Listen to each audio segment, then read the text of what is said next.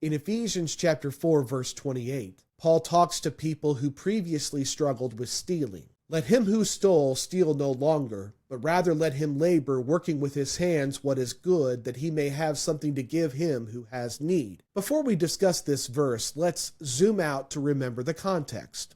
Paul urges us to forsake our former ways by not acting like the world.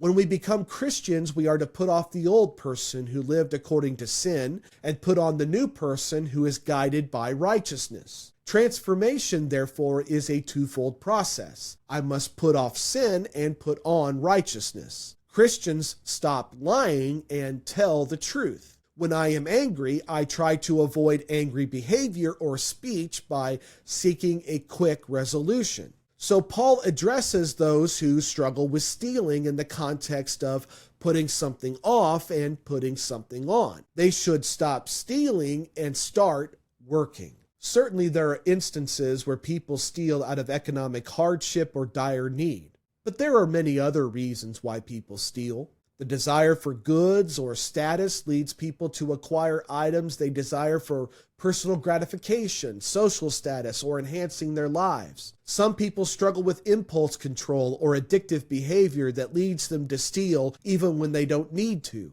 Others grow up in an environment where stealing has become normalized. Theft is seen as perfectly acceptable, and few thieves suffer repercussions for their thievery. If stealing is a problem for you, Paul says to stop and begin working, to earn what you have through honest, hard work.